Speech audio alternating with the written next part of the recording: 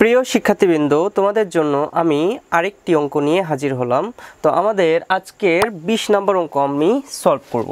তো সমান্তর ধারার অনুশীলনী 13.1-এর যে 20 নম্বর অঙ্কটা, এই অঙ্ক দিয়েও কিন্তু অনেকবার সৃজনশীল আসছে। তো চলো শুরু করি আমাদের অঙ্কটি। তো আমাদের কি দেয়া আছে, আমাদের কি বলো তো, দেখো দেয়া আছে আমাদের m পদের সমষ্টি, তাই না? m পদের সমষ্টি কি দেয়া আছে? ইকুয়াল টু n দেয়া আছে। তাহলে m পদের সমষ্টির সূত্র আমরা কি পাবো বলো তো? m/2 তারপর কি 2a plus m-1 into d, যেহেতু আমরা m পদের সমষ্টি বের করছি, ইকুয়াল টু n। ঠিক আছে, তারপর কি আমরা m/2 তারপর কি 2a, m এর সাথে আমরা যদি d গুণ করি তাহলে কি হচ্ছে প্লাসে প্লাসে md, তাই না? Plus md। আর প্লাসে মাইনাসে কি হচ্ছে মাইনাস, আমাদের কি 1 এর সাথে যদি d গুণ করি তাহলে আমাদের কি হচ্ছে শুধু d থাকতেছে। ওকে, তাহলে এইটুকু আশা করি তোমরা বুঝতে পারছো। এরপর আমরা কি করতে পারি, এই 2টাকে এই n এর সাথে গুণ করে দিতে পারি। তাহলে m রেখে দিলাম, তাহলে 2a plus md minus d equal to আমরা কি লিখতে পারি 2n। ওকে, এখন mটাকে আমরা এই পাশে নিয়ে চলে যাব, সাইড চেঞ্জ করে দিব। তাহলে কি হচ্ছে 2a plus md minus d equal to আমরা কি লিখতে পারি 2n/m লিখতে পারি। আশা করি তোমরা এইটুকু বুঝতে পারছো। এটাকে আমরা কি দেব 1 নম্বর সমীকরণ। এখন আমরা আবার 2 নম্বর সমীকরণ নিয়ে কাজ করব। দেখো দেয়া আছে কি আবার কি দেয়া আছে আমাদের n পদের সমষ্টি। আমাদের কি দেয়া আছে n পদের সমষ্টি সমান আমরা কি পাচ্ছি বলতো m, তাই না? তাহলে n পদের সমষ্টি মানে কি n/2, তারপর কি সমষ্টির সূত্র 2a plus n-1 into d, তাই না? Equal to m। তাহলে আমরা যদি 2টা ওই পাশে নিয়ে যাই তাহলে কি হচ্ছে n into 2a plus same কাজ nd, আমরা nd এর সাথে গুণ মাইনাস আবার 1 এর সাথে d গুণ, তাহলে কি হচ্ছে শুধুমাত্র d ইকুয়াল টু 2m, তাই না? এখন nটাকে আমরা ওই পাশে নিয়ে যাই তাহলে কি হচ্ছে 2a plus nd minus d সমান আমরা কি লিখতে পারি 2m/n। এটাকে আমরা কত নম্বর সমীকরণ দেব বলো তো 2 নম্বর সমীকরণ। তো আশা করি তোমরা 1 আর 2 নম্বর সমীকরণ কিভাবে বের করতে হয় এটা বুঝে গেছো। এখন আমরা কি করব, সমীকরণ 1 থেকে 2 বিয়োগ করে দেব। আমরা লিখে ফেলি সমীকরণ 1 থেকে 2 বিয়োগ। তাহলে আমাদের সমীকরণ 1 নম্বর কি 2a plus md minus d equal to আমরা কি পাচ্ছি 2n/m। আর সমীকরণ 2 নম্বর কি পাচ্ছি 2a plus nd minus d equal to 2m/n। তো আমরা এটাকে কি করব বিয়োগ করব। তো আমাদের যে 1 নম্বর সমীকরণ এই পাশে ছিল সেই 1 নম্বর সমীকরণটাকে আমরা এই পাশে একটু লিখে রাখি। কি হচ্ছে 2a plus md minus d equal to 2n/n m। ওকে, তো আশা করি বুঝতে পারছো। এরপর কি আমরা কি করব বিয়োগ করে দেব, তাই না? তাহলে আমরা সবগুলোর চিহ্ন চেঞ্জ করে ফেলি। তাহলে আমাদের দেখো 2a কাটা আবার dd কাটা থাকে কি বলতো md, যেহেতু আমাদের এই প্লাসটার ভ্যালু থাকবে না, এই মাইনাসটার ভ্যালু হয়ে যাবে, এই কারণে মাইনাস nd। আর এই পাশে কি থাকে 2n/m মাইনাস 2m/n। আশা করি বুঝতে পারছো।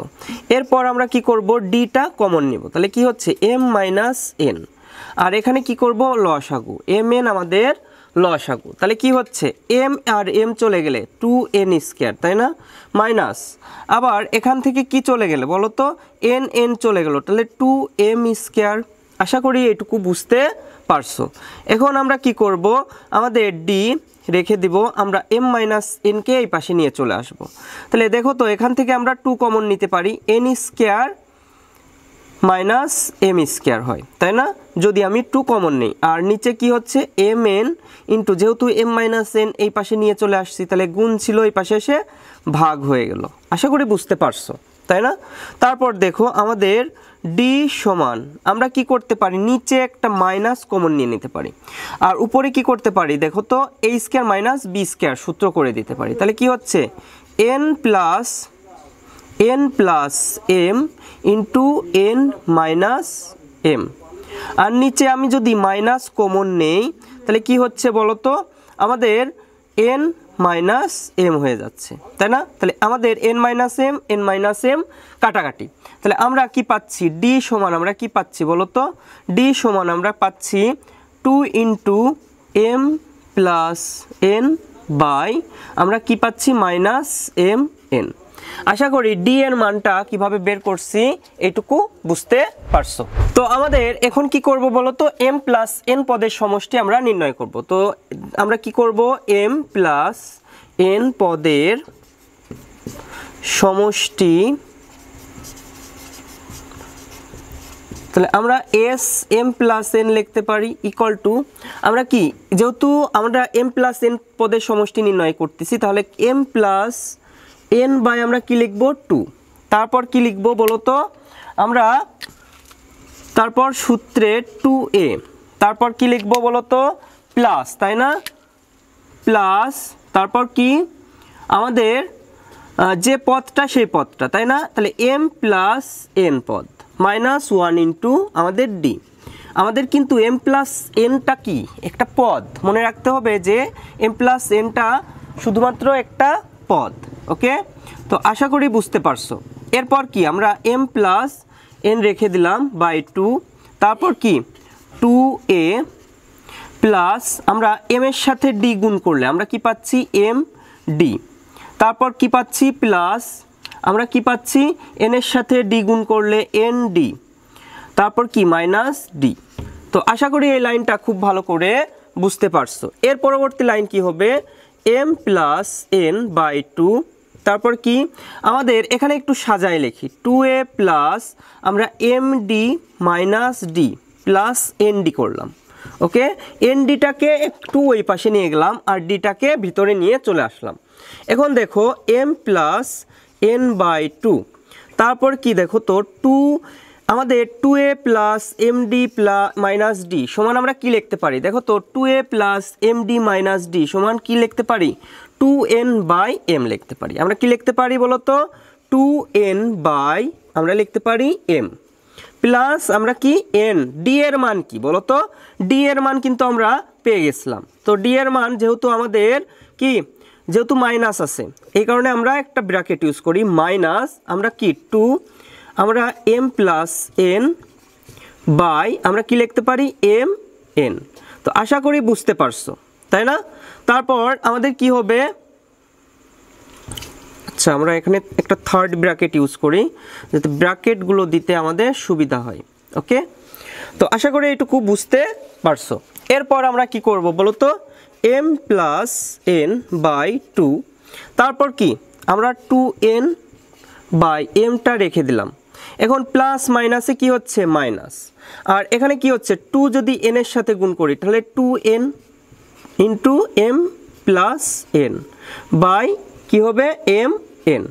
আশা করি এইটুকু বুঝতে পারছো। এর পরবর্তী লাইন কি হবে বলো তো, এর পরবর্তী লাইন আমাদের m প্লাস n আমরা রেখে দিলাম বাই 2, তারপর কি আমাদের থার্ড ব্র্যাকেট 2n আমরা এখানে কি করতে পারি লসাগু করতে পারি, তাহলে আমাদের mn আমাদের লসাগু, তাহলে আমাদের এখানে কি mm চলে গেলে কি থাকে বলো তো 2n স্কয়ার মাইনাস তারপরে কি যা আছে আমরা তাই লিখে দেই 2n ইন্টু আমরা m প্লাস n রেখে দিলাম। ওকে, তো আশা করি তোমরা লসাগুটা বুঝতে পারছো। তারপর কি দেখো তো m প্লাস n বাই 2, তারপর কি বলো তো আমরা mn নিচে আর উপরে কি হবে 2n স্কয়ার মাইনাস এই 2n এর সাথে আমরা এইটা গুণ করব, তাহলে কি হচ্ছে 2mn। ওকে, আর মাইনাসে প্লাসে কি হবে মাইনাস আমাদের কি 2n স্কয়ার, তো 2n স্কয়ার কিন্তু কাটা হয়ে যাচ্ছে। তাহলে আমাদের কি থাকে দেখো, আমাদের m প্লাস n বাই 2, তারপর কি থাকে বলো তো আমাদের ইনটু আমাদের মাইনাস 2mn বাই আমাদের কি এম এন। তাহলে আমাদের এম এন কাটা বা 2 কাটা, তাহলে কি থাকে বলো তো, মাইনাস এম প্লাস এন। আমরা এটাকে কি লিখতে পারি, যদি এমটা গুণ করে দেই তাহলে কি লিখতে পারি, মাইনাস এম প্লাসে মাইনাসে মাইনাস এন। তুমি এইভাবেও অ্যান্সার দিতে পারো, এইভাবেও অ্যান্সার দিতে পারো। তো এটাই আমাদের প্রদত্ত অঙ্কের অ্যান্সার। তো এম প্লাস এন তম পদের সমষ্টি যদি বলো তাহলে মাইনাস এম প্লাস এন, এটাই আমাদের অ্যান্সার। তো আশা করি তোমরা 20 নম্বর অঙ্কটা খুব ভালো করে বুঝতে পারছো।